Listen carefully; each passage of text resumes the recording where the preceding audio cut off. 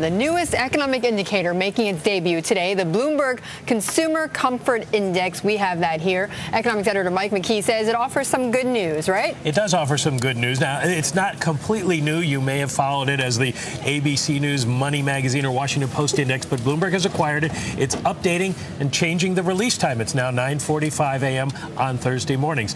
It's up to -43 for the month, which is an improvement.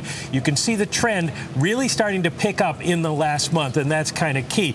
It's being driven by a big change in the way people view the national economy. Now, the problem so far, people aren't that confident it means great things for them yet. Their assessment of their own finances remains somewhat depressed. Now, this index is what economists call high frequency. It's out every week, so it can be volatile as the numbers and the people are influenced by what they read in the papers, that sort of thing. It's best to look at the long-term trends. What they're telling us at this point, people see things getting a lot better, but they don't feel it personally yet. Not yet. Well, I want to bring in Gary Langer. He's the president of Langer Research Associates, which publishes this index. And Gary, for this week at least, tell me what was most surprising to you. Well, you know, consumers are really quite cross-pressured right now. There are elements of the economy that they're assessing that are getting better. There's been some breaks in the clouds, but there's also substantial negatives that continue. Employment, the price of gasoline is a very strong negative in terms of consumer sentiment when it's rising as it is right now. The CPI report we just heard is not going to help. So there's these cross pressures going on.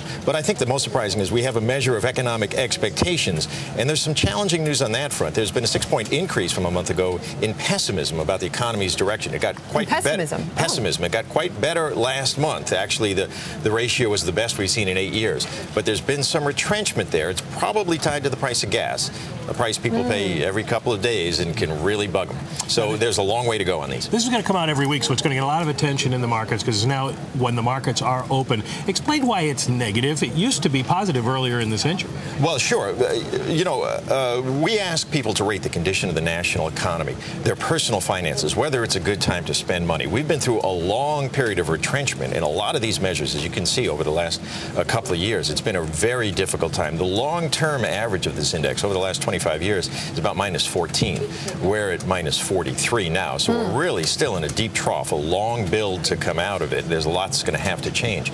This is a reflection of the views of all Americans across the country in terms of their assessment of economic conditions. Right. You know, don't forget, in terms of real personal income adjusted for inflation, Americans who don't have a college degree have lost money over the last generation, and that's 3/4 of the public.